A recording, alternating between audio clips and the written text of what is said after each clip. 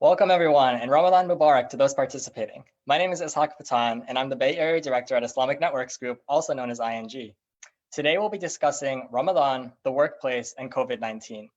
For those who don't know, ING is a peacemaking organization dedicated to face-to-face education and engagement to foster understanding of Muslims and other misunderstood groups to promote harmony among all people. This series is an extension of our Islamic Speakers Bureau, ING's oldest program, which provides education about Muslims and their faith and related topics to middle and high schools, as well as to colleges, community groups, and other places like Facebook Live. We have an exciting array of guests for this webinar. I'm now going to introduce Sharik Zafar, the Public Policy Manager at Facebook, who'll be moderating this conversation. At Facebook, Sharik drives policy development and stakeholder engagement on issues at the intersection of technology, civil and human rights, and national security. Sharik has previously served as a special representative to Muslim communities at the US Department of State and was a director for global engagement at the White House National Security Council. So with that, Sharik, please take it away. Thank you, Ishaq. Again, my name is Sharik Zafar at Facebook, and I am absolutely thrilled to be here tonight. So first of all, Assalamu alaikum and Ramadan Mubarak to all Muslims who are celebrating and recognizing and observing Ramadan. And for everyone else, welcome. This is going to be a very interesting conversation for sure. I also want to thank the Islamic Network Group, ING, which is an indispensable organization that does absolutely amazing work. So let me just quickly introduce our panelists, and then we'll start the conversation. So Maha Al-Ghanedi is the founder and the executive director of ING, and it's the organization that's bringing us all together. Rania Mohsen is the deputy chief of staff at the office of the vice mayor, Chappie Jones, for the city of San Jose. Leila Rayan is a public relations professional at Salesforce. Ahab Ibrahim is a software engineer at a company, what's the name of that company? Google, right? It's on the internet. If you can find it, I'm sure. And is again a software engineer. And we're going to have an absolutely fascinating conversation today because a lot's going on. It's Ramadan starting. We have COVID-19, and what does that mean? Right. So, but before we get too far, I thought, why don't we start with some basics? So, Maha, tell us what is so special or significant about Ramadan? Thank you so much, Sharik, for joining us, and thanks to all the other panelists that are with us, who actually all happen to be board members, by the way, of the organization. So thank you to them for being here. So essentially, Ramadan is a month in which Muslims commemorate the revelation of the Quran, which is our holy book, just as the Torah and the Bible are for Jews and Christians.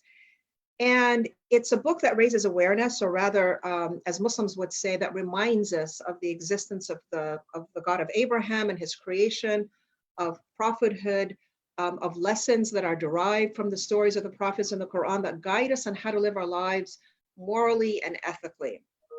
And the fasting that's associated with Ramadan is really intended to be a reminder of this and to put us in a state of what we call taqwa, or vigilance in fasting, not just from food and water, but also fasting from behavior that needs reform or change. So for example, if I'm someone who compulsively talks about people behind their backs or wastes enormous amount of time by watching television all the time, this is a month to be reminded of good behavior, good character, to try to improve myself over a period of 30 days.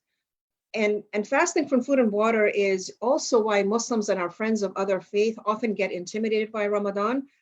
But I think it's important to point out that within a few days of adapting to the rhythms of the month, day in, day out, Muslims actually hate to see it leave us because it's so beautiful in its gifts, in its opportunities to spend time with our family, with the community, and to be connected on a deeply spiritual level, much more than usual in the rest of the year. And it's also undeniable that Muslims love this month for its very social aspects, for we get to go out to dinner parties or break the fast with friends and family. And for me, to try different cuisines of dinner hosts, which I always love because I love to eat. It's also a month of extraordinary charity to communities in need. So those are the basics. So let me ask you, so, there are certain times when you don't have to fast, right? Right. And there's exceptions, if you're sick, if you're old. What about during a pandemic? What is the Yeah. guidance? I mean, do people still have to fast? I mean, Yeah, there's, that's a great question because it's actually been asked a lot on Facebook. On my feed, it's showing up, and I've also heard that people are having this conversation as well. So do Muslims have to fast, or does the pandemic make up for the fast? And the answer, according to the many scholars that I've consulted with, is no, the pandemic does not make up for the fast. And yes, Muslims do have to fast, as they do. However, the same rules apply as they would any other time, including the rule that you don't have to fast if you're ill or if you believe that fasting will cause illness, especially in the middle of a pandemic. And this especially applies, I think, to healthcare and service workers. So if a doctor tells you that you should not fast because not having water and food or not taking medication as many times as you should will cause illness, then it would be better for you to make up your fast later in the year or feed a person who's in need, which is another thing that Muslims can do if they can't fast during Ramadan. So if you think this applies to you, then you should consult your doctor and your local imam. And if you don't have access to either right now, then just follow your conscience. But yes, the pandemic does not replace fasting. And yes, you do have to fast as you normally do. right. No, I'm planning on waking up early tomorrow with my wife. We have a little one who wants to, she's way too young to start, but she said she's not a great eater. So she's looking forward to, she wants to skip one meal just as her religious obligation. I think she's just trying to put one over on us. But thank you so much for that explanation. What I'd like to do now is turn to our terrific panel. And I think, Ronnie, I'll start with you. So look, obviously there's a lot going on right now. Most importantly, there's people who are suffering, who are sick. The economy is in tatters. We're all at home. What does that mean for Ramadan and for Muslims who are going to observe the month? Well, I do believe, very much the essence of Ramadan, will continue in the sense that this is a time of year, that we, we look inward, we reset, and focus on spending time with family, and also gather to pray. A big part of Ramadan as well is also thinking of those in need and being charitable. And so, I do believe that those, the essence of Ramadan will, continue even in the midst of this pandemic. I do believe it will be a little different though as well, because, with the shelter in place order, Sure. We are not able to gather and, have those, community iftars that we're so used to. And so, yes, it will be different. We'll also not be able to pray Tarawih together at the masjid. And so, part of this is a little heartbreaking, especially for those of us too who have senior parents, and we've kind of chose to physically distance ourselves from them for their own safety. However, though social distancing is in place for our health and safety, it doesn't mean social isolation. And I do believe there are still a number of ways that we can come together and support one another during Ramadan. Some of the things that I am doing, with my family and my friends is that we have planned to, exchange meals and prepare meals for one another. This way, we're able to still connect and share something with one another. We're planning to exchange desserts. We're planning to have Zoom calls, after our iftar. And so, I believe that there will still be this opportunity where we can be innovative and we can come up with ways that we can still connect with one another.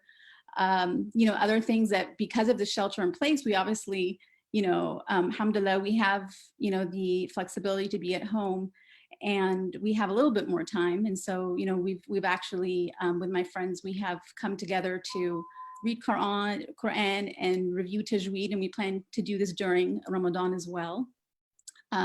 Also, another thing to consider is that, during this pandemic, volunteering and donating is really crucial as long as we follow the physical distancing protocols. And, that is being encouraged by a number of organizations here in the Valley. Well, no, thanks. And I want to stay on this theme of family before we turn to the workplace. I know some of you have children. I'm a father as well. What does it mean if you have young children or children who are fasting? What does it mean for them? They're at home, they're at school, and it's Ramadan. Maybe bring one of the other panelists in. But like, I would love for those of you who are parents. What does that mean? What should employers know, and like other viewers who are just interested, what should they know about parenting during Ramadan during COVID-19? Mhm. I think, Ronnie, you probably should answer that question since. Okay.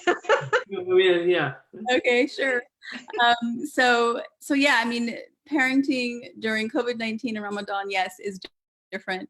As far as education, our children are at home and engaging in distance learning. So I have 3 children, 2 are in college and 1 is in middle school. And honestly, I'm enjoying the fact that they're home. My college student is usually away at home, so she is here, Right. Distance learning. And so in that regard, I do feel that, because they are engaged and they're at home, I do feel that, it might be a little bit easier in the sense of, not having to be in class all day. With distance learning, their class time has been reduced. I mean, let's be honest, it has been reduced quite a bit. They do have a little bit more free time. And so I'm looking forward to actually spending more time with them and highlighting really the benefits and goals that they could pursue during Ramadan. Yeah. I think one thing is, one thing that Muslims, we try to work on patience during Ramadan. And I think this is this is going to be a great Ramadan to work on patience when we're parenting from home. Well, let me turn to so let's turn to the workplace. And you work, obviously for one of the largest, most successful companies in the world that is known for just a very open, very inclusive culture, but also for for impact.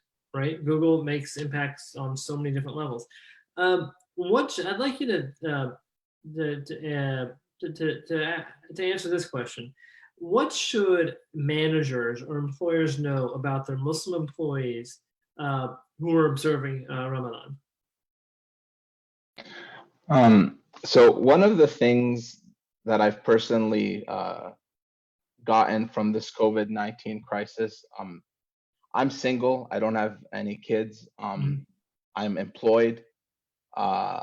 There isn't a lot that I've lost from this, except like playing cards with some buddies once a week or something like that. But what I think people should know is, because there is this kind of flexibility, some people, for instance, who don't have a lot of meetings, or people who have a lot of meetings, or like everybody's kind of in a different circumstance. And the fact that we are all sitting at home working, we all have our particular place of work. We're not wasting a lot of time scrambling around looking for meeting rooms, trying to coordinate things, which in reality never really had to be coordinated. Why, when this coronavirus is over, why don't we let people just stay and work from home, and do their meetings on video, and then we don't have to, because like at Google we spend there's never enough meeting space. Sure. So why do we have to corral? Everywhere you go, no matter how many meeting rooms you add, it gets filled with people at meetings. Right. So why do we have to do that? Like so many times I'll be in the middle of a question, I'll be like, hey guys, let's jump on a VC and chat about this. And we'll resolve it in a few minutes. And I'm like, you know what? If we were in the office, this wouldn't have happened. So there's actually in a way, things are a lot more effective. Like time is used a lot more effectively. And people are actually kind of given the freedom to work smart rather than hard. So if you're in a situation where, the people you're talking with maybe are busy with stuff during the day, because that's when things are open. Like right now, a lot of stores, for instance, have reduced hours till 5 or 6 p.m. or something. So if people say, oh no, I must sit at my desk from 9 to 5, you'll never be able to get food. You'll never be able to do anything. Right. So they're sort of, I think this virus is giving employers a chance to sort of not spend so much focusing on how people do the work, but that the work gets done And again, obviously that's slowed down a bit for, for some people more than me because of the Sure. virus. Right. But at the same time, when this is over, I think there can be a time of introspection with companies where they can say, hey guys, was that really so bad having everyone work from home all the time? Where like people were working at odd hours, where like do we really need to have this kind of like people come at between the hours of 7 and 9 and we clog our freeways and we're causing global warming? What if we stop doing all that? What if we let people work from home? What if we, instead of having everybody having their own allocated space at work, created kind of like shared workspaces where, hey, if you need to get out of the house for a while, you can come to work and just pick up a workstation that is, and you can work kind of like in a sort of telecommuting matter from the office. So that's sort of like, this is all stuff that I felt like should have been happening anyways. And COVID-19 is kind of going to force all of these companies, especially, I mean, we're all in the Valley, so a lot of us work for companies where there's no real reason we have to go into an office every day and commute for an hour and a half and do all of these things where we waste so much time. So I feel like a lot of good is going to come from this. Yeah. No, People I will mean, be more willing to live far away, yeah, whatever. I think there's going to be, I think as a society, in the United States and even in other countries, people are going to have to think about, well, do we go back to business as usual, or is an opportunity to reset some things? Yeah. Leila, I wanted to ask kind of the same question, but I was hoping you could focus on a different aspect. So put yourself in the shoes of an employer.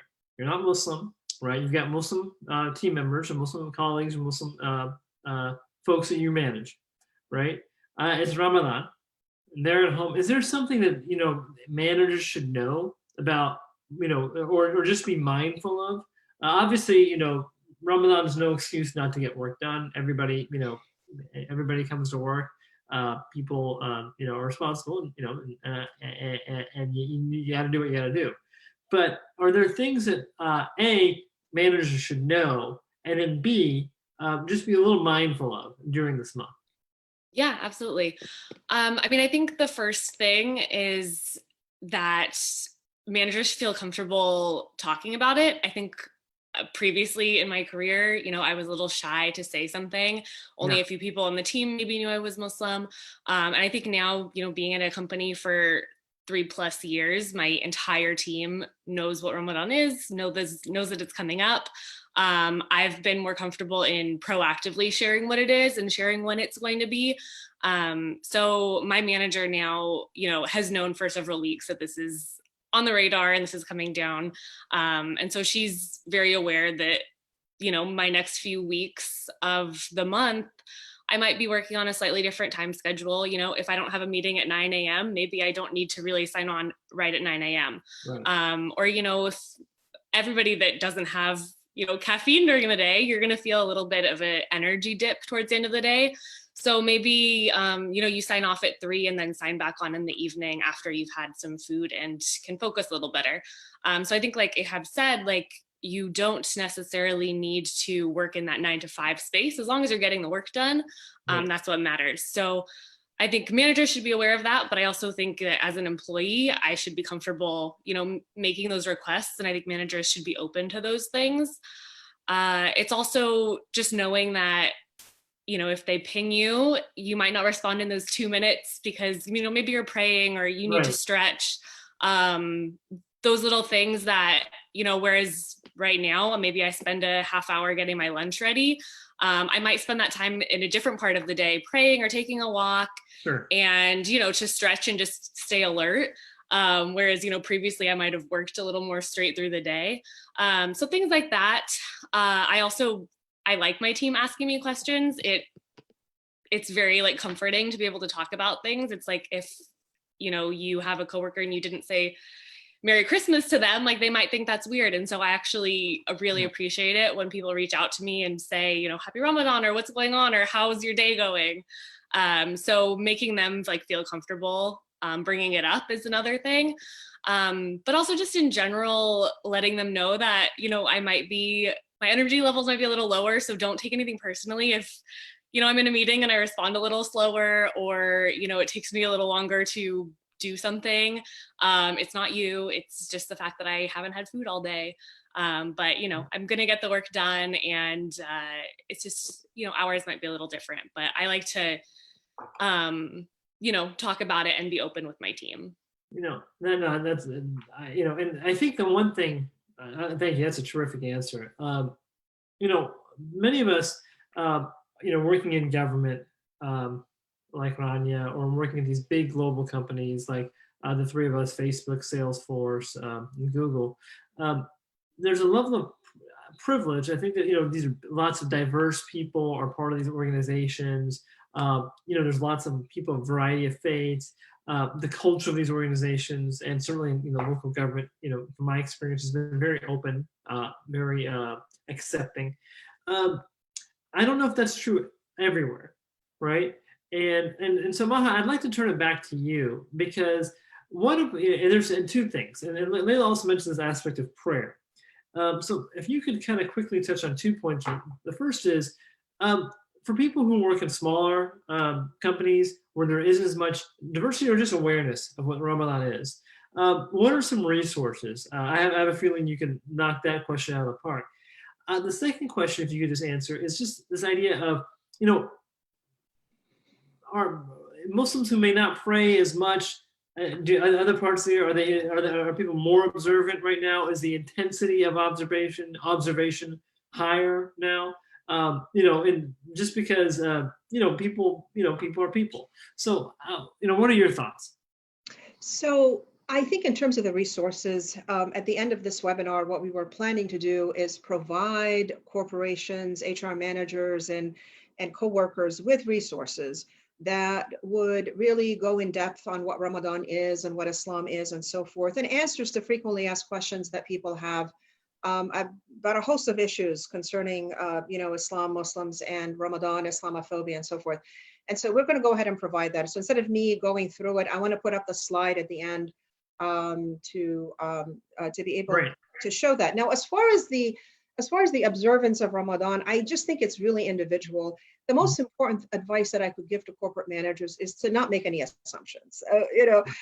Absolutely know that this is a major, significant spiritual period of time for Muslims. It's one of our major holidays, as major as Easter, is for Christians, and Passover is for Jews. So I think it's important for them to know that, and to kind of understand the rhythm, day to day of what a day looks like for a Muslim during the period of time that they fast from sunrise to sunset.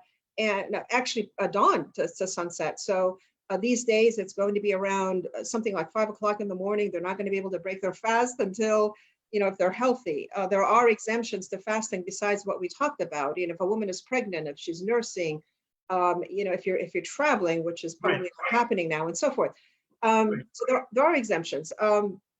They're not going to be able to break their fast until sunset, which, out here, it's going to be around 8 o'clock, and towards the end of Ramadan, it's going to be 8:30. So I think that when a corporate manager just understands this, that goes a long way, as Leila pointed out, just like knowing that it's Ramadan, and saying happy Ramadan or Ramadan Mubarak, if you really want to become sophisticated about it.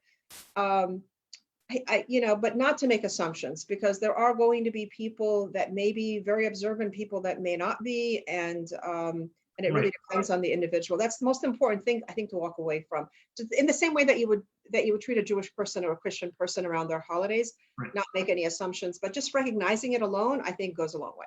No, I think that's right. I think that Islam is not a monolith, just the same way as Christianity or Judaism or Hinduism or Buddhism, and people are people, and there's a diversity of practice. I think that's very well said. So now we've talked about parenting, and we've talked about why it's different this year. We've talked about what managers should know. What about employees, Muslim employees? One aspect of the faith that those of us who are Muslim know which was touched on earlier, was this idea of charitable giving, the zakat, and then a lot of times people try to give their zakat during Ramadan, charitable giving, right? What are some creative ways that Muslim employees can give charity, right? But also, being mindful of restrictions, but also the needs that come with COVID-19. So, maybe we'll go in reverse order. So, Layla, we'll start with you. I mean, I think there's a few options. Obviously, for those of us that work at, large companies, there's always corporate matching. And so easy way to double your money.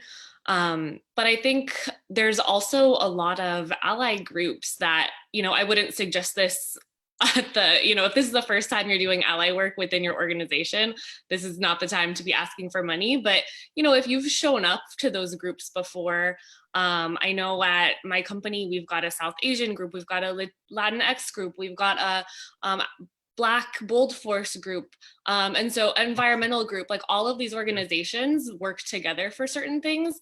So, if you've shown up for those organizations before, I think it's great to kind of share what you're doing and the organizations that you want to support, share them internally, and open them up. There's going to be people in those other groups that care just as much for what you care about as, if you showed up for them earlier.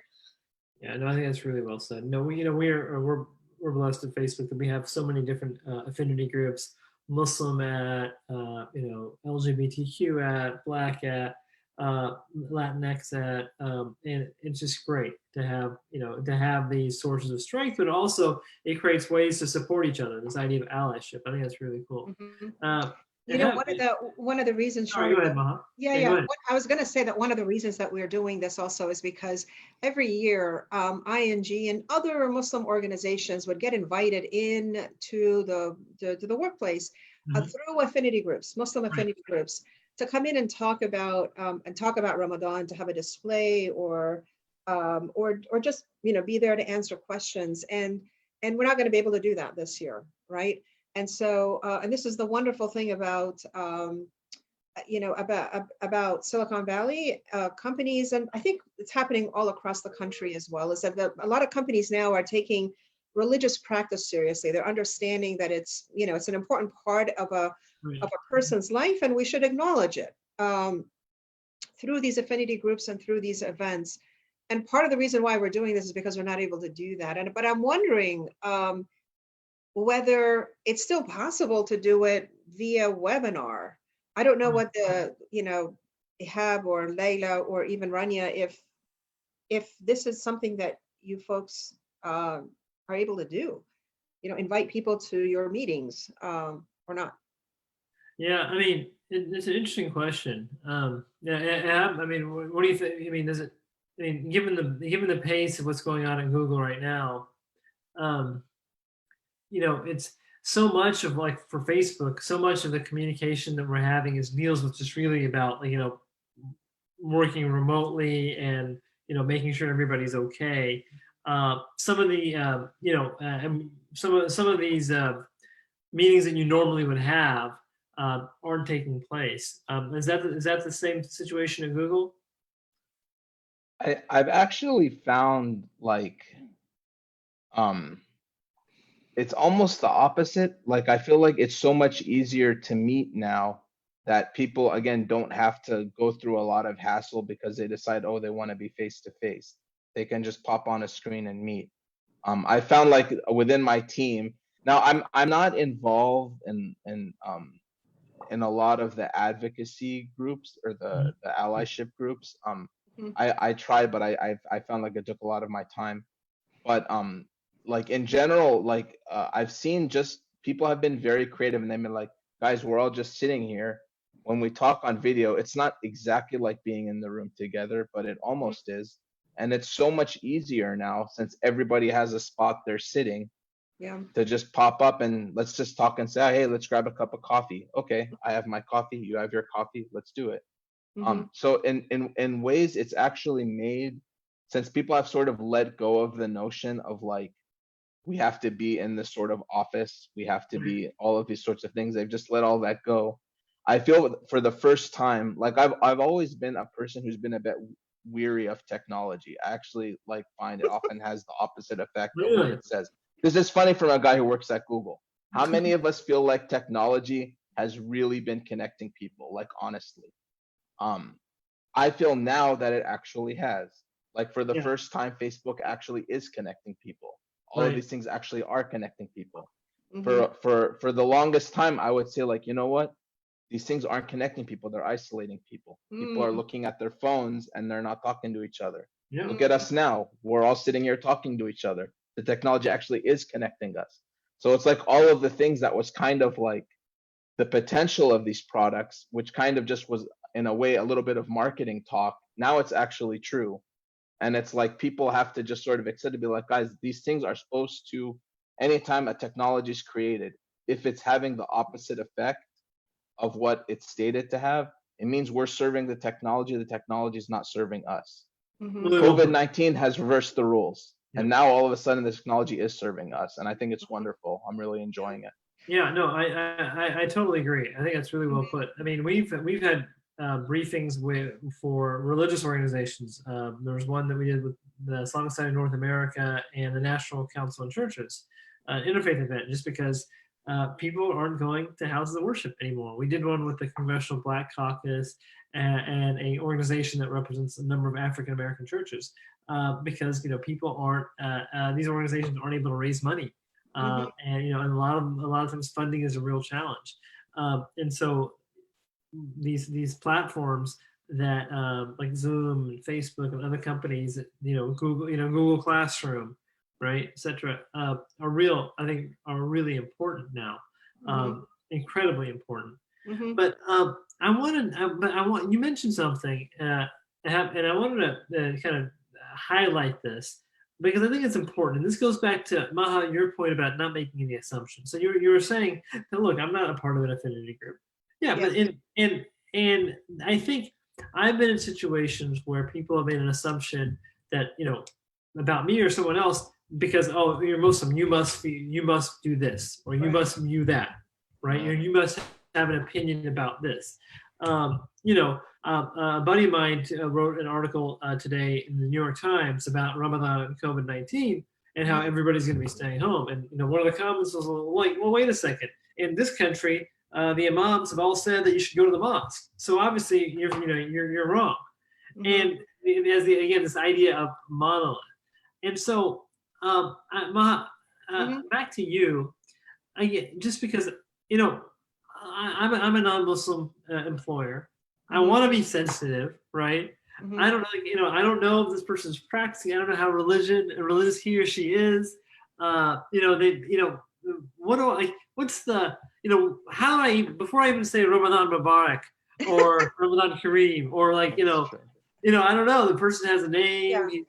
He kind of looks like me. He's darker. What's the? Again, a lot of Arab Christians in the world, and so it's obviously cultural competency is a great goal, and everybody, but a lot of people are on a journey, right? So help me out. Help me as someone who wants to do the right thing. Don't make assumptions. Get your cues from the person, right? So if the person's name is Muhammad or Ahmed or Ihab or Shah, so obviously if you don't know, and you're really curious, you might want to ask. One of the things that I found in doing the work that I do is that Muslims don't actually mind at all talking about their religion and talking about their background. Yeah. Unlike some other people that might have hesitation about talking about their religion, generally Muslims don't.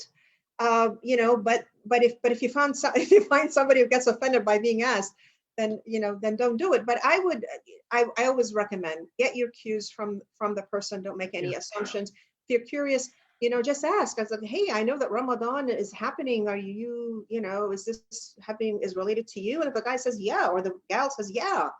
It actually is, but they may not be fasting, or they may associate with it culturally, or because of their family background and so forth.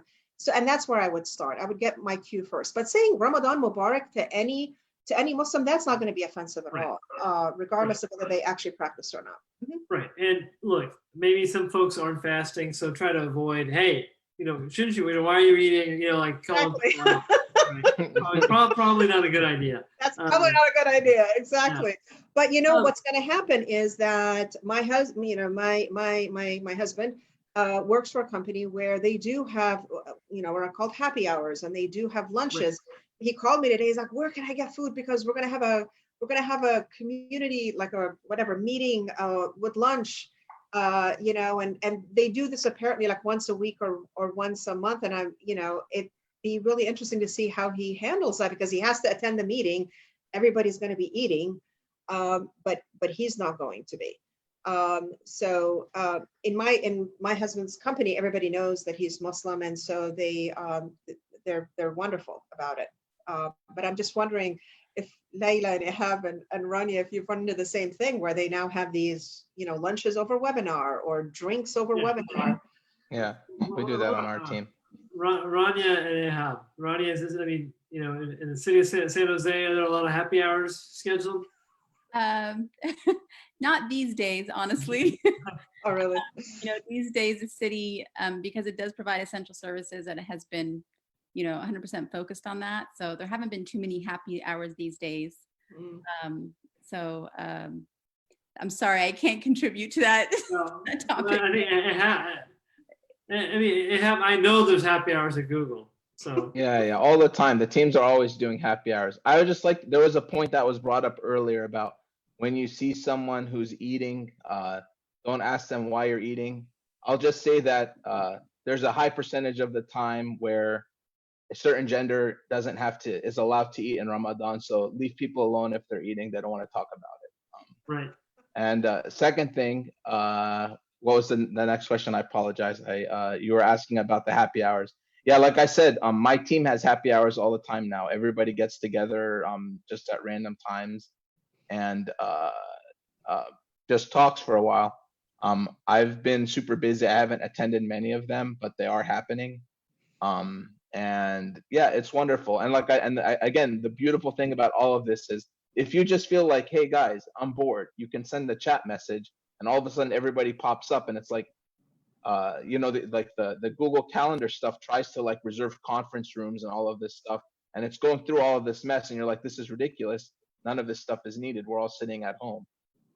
But it shows you how when people kind of, I've brought up this point several times. I don't want to keep bringing it up. Our time's limited, but you guys get the idea. Is that let's just get the thing accomplished without dealing so much with the details of how it's done. Yeah. So in Islam, there's there's a missionary aspect. So the dawah is this idea of spreading the faith. So Ehab is doing dawah, essentially proselytizing for working from home. So I look forward to joining your movement, man. Yeah. So if somebody is less productive when they work from home, then you can sort of be like, let them know about it. Yeah, but you know what?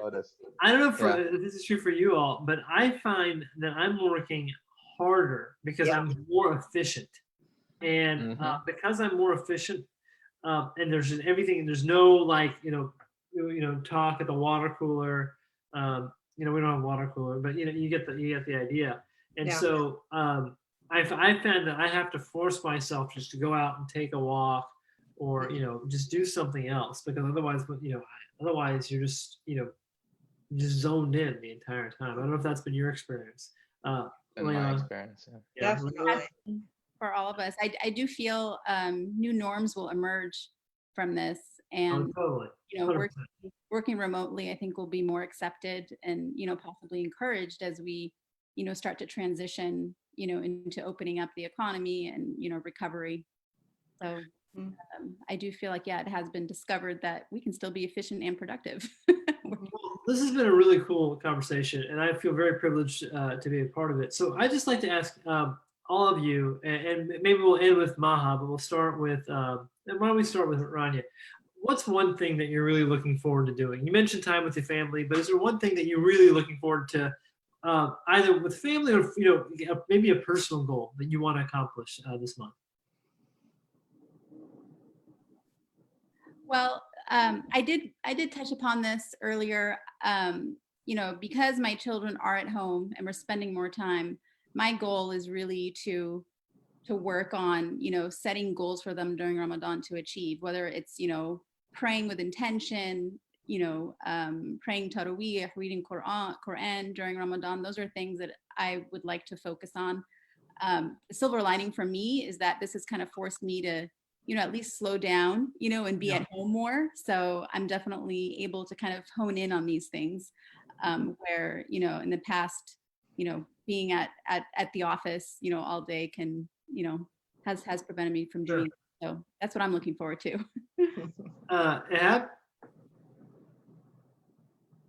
What am I looking forward to this Ramadan? So me personally, I've been kind of as I sort of had this work from home thing and had a bit of freedom with my time. I got a lot of sort of running around with my head cut off, finishing a bunch of stuff around my house. I'm almost done wrapping it up, and as Ramadan is coming in, I want to sort of be able to just be serene. Nice. I think a lot. I think about the Quran. There's the chapter of the cave, and it's supposed to be a chapter that benefits us a lot during the end times, which everybody feels they're at the end times, because whenever you're alive, you're closer to the end times than anybody else. But it speaks about people who go into isolation. There's and it's a story that comes actually from the Jewish tradition, and the Jews in fact asked the prophet about this, and this is when the story came down. But anyways, there's sort of these people that are living in a society where they feel there's a lot of chaos, and so they kind of disengage from the community and actually literally go into a cave. Right. And and as they're there, these miraculous things happen and all of this. But the point about it is there's a certain something about when you're at a time where there's a lot of chaos happening, don't get so caught up on the social aspects. You have to be able to be isolated, and not isolated in a bad way. Let's call it solitude. You have to be able to allow yourself a certain solitude. And I'm hoping to achieve that this Ramadan, to sort of be at peace with solitude. Yeah, no, Yeah. very, very beautifully put. I think Ramadan, and I'm no scholar, but just as my observation, my time here on this planet, has been that Ramadan has a communal aspect and a very much of an individual aspect. And I think by necessity, this will be an opportunity for many of us to focus on that individual aspect as you outlined. So I think that's 100% correct. Layla, what are you looking forward to working on?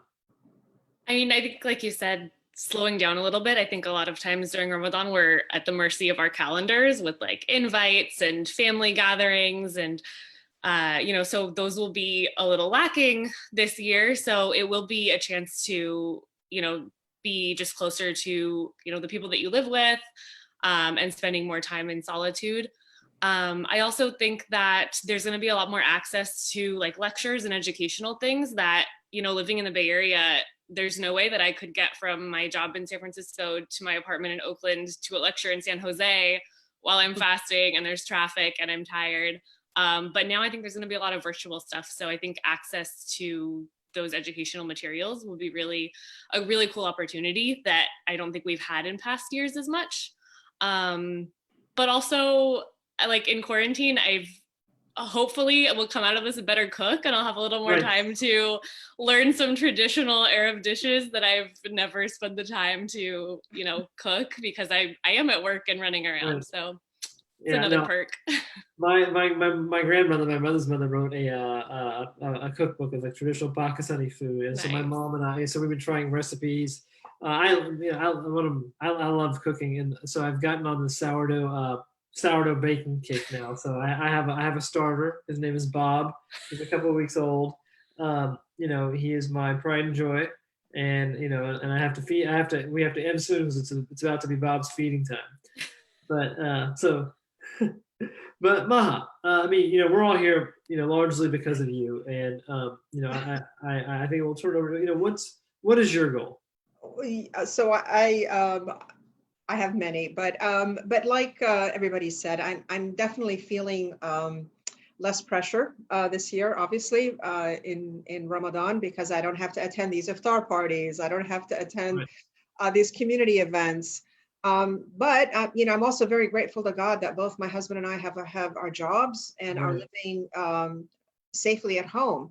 What weighs on my mind a lot and heart is the hardship and suffering some people are going through during this time. So In addition, I have a lot of doctors in my family, including Yes, both my right. siblings, and I really worry about them contracting the virus. So this Ramadan is sort of a mixed bag. One of the goals that I have in solidarity with people that have lost their jobs, or people that have little money to buy food, or people that have given up their food for the sake of their children. I'm actually personally planning to eat much less, to spend between $5 and $8 a day. I haven't figured out exactly what the right amount Right. is, and then making sure that I contribute that money to Muslim, Catholic, and to Jewish food banks in my area that are doing phenomenal work.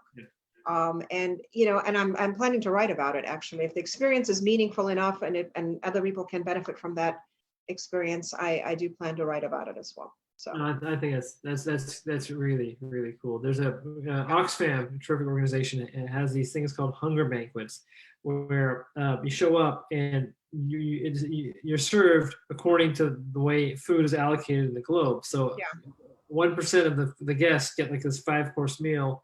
A lot of people get like some basic stuff, and then like a lot of people just get like rice and beans, and yeah, some people don't get anything.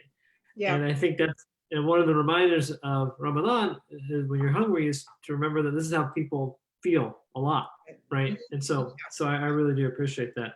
yeah. Well, look, for everybody that's viewing us today, thank you so much for tuning in. Hope everybody's safe. Hope that people stay healthy. Thanks to the healthcare providers and everybody else that's performing essential services. I hope you all in particular stay safe and healthy, and thank you for what you're doing. And I really want to thank all of our panelists here today for sharing their insights and their wisdom. And most of all, I want to thank ING, which is an indispensable organization right now that does so much good work and helps employees, employers, civil society build cultural competency, and which is something that we need right now. So thank you so much for allowing me to be a part of this terrific discussion. And Ishaq, back over to you. Thank you, Sharik. And before I continue, I just wanted to check in to see what is one thing that you're looking forward to in this month? My wife and I were talking about this. We really have enjoyed getting to spend so much time with our kids. We have 2 little girls, and I'm just, we both work, and we have, there's school and there's after school activities, and and there's just every day is just sort of kind of like this frantic rush, and I'm looking forward to sort of slowing down, having conversations with my daughters, just like just getting to know them more as individuals also. And then of course, just crushing it with my sourdough starter and making just tons and tons of, amazing bread and rolls also. Of course. Can't load up on enough carbs. That's right. Well, I'm gonna load up on carbs, but now it's Ramadan, so it's time to put the slim in Muslim. That's right. Great. Okay, so thank you again to all of you. I'm gonna, as Maha mentioned, we have just a quick overview of some resources that you all can all look at. So one is a presentation on Ramadan. If you just go to the URL on the screen, ing.org/Ramadan, it is basically the who, what, when, where, how of Ramadan, your most essential guide that you can use. And if you're a Muslim employee and your employer asks you to present on Ramadan, then you could use that to talk to other colleagues. We have a presentation on Muslims and Islam in general. So if you want to know what is the religion behind Ramadan, I highly recommend going to ing.org/GTCamPublic, which stands for Getting to Know American Muslims. We have a presentation on Islamophobia. This is an opportune time to really highlight some of the issues that Muslim Americans face often, and that major issue is Islamophobia. And so that is, again, a who, what, when, where, why, a very comprehensive presentation looking at that issue. If you just generally want to look or have questions about Muslims and Islam, we have over 100 frequently asked questions and answers at ing.org/all-FAQs. Some will talk about Ramadan, they'll talk about Muslims and beliefs, they'll talk about certain hot topics relating to women and things like that. Maha mentioned this as well, but we're still open for business, so you can still feel free to get any sort of presentation, interfaith, intercultural panel, We will do it virtually through Zoom for your place of business or organization. You can just write to me at mail@ing.org, or you can check our website, which is ing.org, where you'll see many different options there. Hey, Ishaq, I actually, we should talk about our interfaith iftars that we're having for people that really want to still do that with Muslims. We actually have 3 coming up that are virtual. You might want to mention those. Absolutely. So we have 3 upcoming virtual iftars, which will give you a more direct opportunity for you to engage with your Muslim neighbors. So that is going to be a time where we'll have an interfaith presentation from Muslims, Christians, and Jews talking about their sacred holidays that have occurred during April, because April is the month of Ramadan, but it's also the month of Easter, as well as the month of Passover. So we'll be having that, and then we'll follow by discussions on ways that we're all adapting to practicing, to turning our houses into sacred spaces. So I will put the links to that in the chat on our Facebook Live webinar, and you can please feel free to sign up and bring your friends. So I am going to thank everyone here. I'm going to thank the Maha and the rest of our staff for putting this all together. Thank our board members, as well as our friends like Sharik for coming on. Sharik, it's pretty much Ramadan for you since you're in the East Coast. So Yeah. Ramadan especially to you. We're gonna go. My girls and I, and my wife, are gonna look for the moon. Oh, now. that's awesome. Oh my Yeah. God, that's great. Do you Yeah. want to say a few words about what that is? Just a few Well, words? so I mean, Maha, it really should be you, but because Islam is based on the lunar calendar, sighting the moon, that's when Ramadan officially begins. But it's also a cool tradition where you can go see. Okay, there's the moon. Now, sometimes like it's raining here, so you probably won't see it, but still we're gonna look. Yeah, that's awesome. Yeah. And you can also go tomorrow night. I mean, you don't have to do it on the first night, but you can go tomorrow night too. Yeah. And tomorrow it should be visible all over the United States. Yeah. Yeah. All right. Well, listen, thanks again, everybody. And you. again, for our Muslim viewers and friends, Ramadan Mubarak, Ramadan Kareem, Ramadan as they Kareem. say, where I'm from, Ramzan Mubarak. And, just stay safe and stay healthy. All the best. Thank Thank you, you. everyone. Take care. Thanks for having us.